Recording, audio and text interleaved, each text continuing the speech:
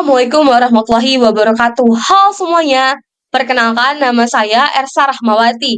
Dalam video kali ini, saya akan membahas salah satu topik penting dalam sistem pemerintahan di Indonesia, yaitu tentang desentralisasi, dekonsentrasi, tugas pembangunan, serta wewenang pemerintahan daerah. Materi ini sangat penting untuk dipahami agar kita sebagai warga negara bisa mengerti bagaimana peran pemerintahan pusat dan daerah dalam mengatur negara secara adil dan merata. Video kali ini dibuat untuk memenuhi tugas mata kuliah Hukum Tata Negara yang diampu oleh Ibu Bunga Permatasari, SHMH.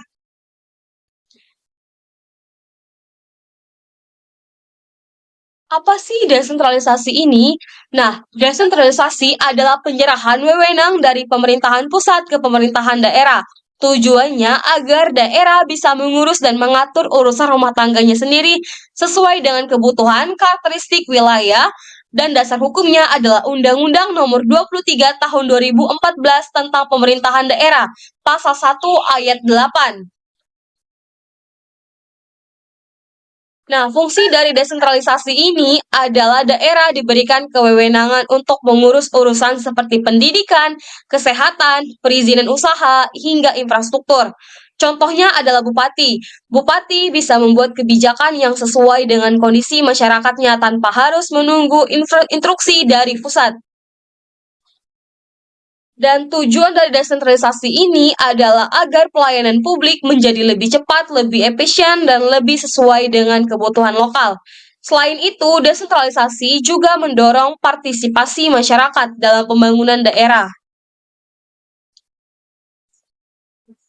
Nah, desentralisasi ini adalah pelimpahan wewenang dari pemerintahan pusat kepada penjabat pusat yang ada di daerah.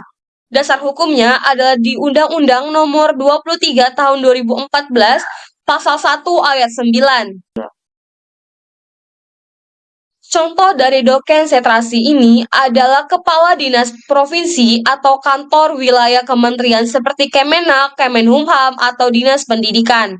Gubernur juga memiliki dua peran, yaitu sebagai kepala daerah dan sekaligus wakil pemerintahan pusat di provinsi. Tujuan dari desentralisasi ini adalah bertujuan untuk membantu pemerintahan pusat agar kebijakan nasional bisa dijalankan di seluruh wilayah di Indonesia. Misalnya, pada program bantuan sosial, vaksinasi nasional adalah kegiatan kementerian di daerah. Tugas pembangunan. Pemerintahan daerah memiliki tugas penting dalam melaksanakan pembangunan. Dasar hukumnya adalah pada pasal 298 ayat 1 Undang-Undang Nomor 23 Tahun 2014 yang menyatakan bahwa pendanaan pembangunan daerah itu berasal dari anggaran pendapatan dan belanja daerah atau APBD.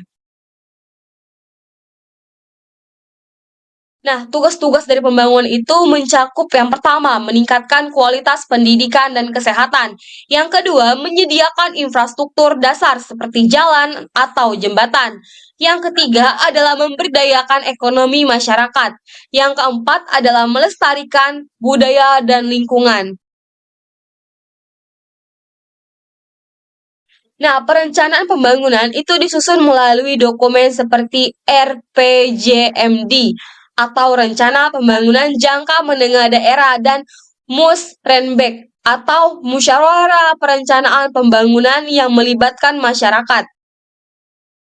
Tujuan dari pembangunan daerah adalah untuk yang pertama menyesejahterakan masyarakat, yang kedua adalah pemerataan pembangunan, yang ketiga adalah menyesuaikan kebijakan pembangunan dengan kebutuhan lokal, yang kelima adalah meningkatkan daya saing daerah. Dan wewenang pemerintahan daerah diatur secara jelas dalam Undang-Undang Nomor 23 Tahun 2014 tentang pemerintahan daerah. Pasal 11 menyebutkan bahwa urusan pemerintahan itu dibagi menjadi yang pertama adalah pemerintahan absolut. Ini adalah urusan yang hanya dilaksanakan oleh pemerintahan pusat. Contohnya adalah politik, luar negeri, dan agama. Pemerintahan daerah tidak boleh mencampuri urusan ini karena bersifat nasional dan menyangkut kedaulatan negara. Selanjutnya adalah pembagian wewenang. Yang kedua adalah urusan pemerintahan concurrent, dan ini bisa dikelola oleh daerah. Dan ini juga terbagi menjadi dua. Yang pertama itu adalah urusan wajib. Wajib artinya harus dilaksanakan oleh setiap daerah, terbagi lagi menjadi dua. Pelayanan dasar dan pelayanan non-dasar. Pelayanan dasar itu seperti pendidikan, seperti SD atau SMP yang dikelola oleh kabupaten atau kota, dan ketentraman dan ketertiban umum.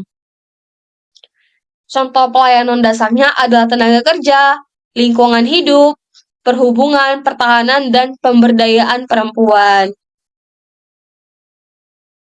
Jadi, kesimpulannya adalah pemerintahan daerah itu punya wewenang yang besar, tapi tetap ada batasannya. Wewenang ini harus dijadikan sesuai hukum dan demi kesejahteraan rakyat di daerahnya. Jadi, desentralisasi dan dekonsentrasi ini adalah cara pemerintahan membagi kekuasaan agar pelayanan kepada rakyat lebih merata dan efisien. Pemerintahan daerah diberikan wewenang untuk membangun atau mengatur wilayahnya dengan tetap mengikuti aturan yang ditetapkan oleh pemerintahan pusat. Sekian video dari saya. Demikian penjelasan saya mengenai desentralisasi, dekonsentrasi, tugas pembangunan, dan wewenang pemerintahan daerah di Indonesia. Semoga video ini bisa menambah pemahaman teman-teman semuanya dan bermanfaat untuk tugas maupun kehidupan sehari-hari sebagai warga negara yang sadar hukum. Terima kasih telah menonton. Wassalamualaikum warahmatullahi wabarakatuh.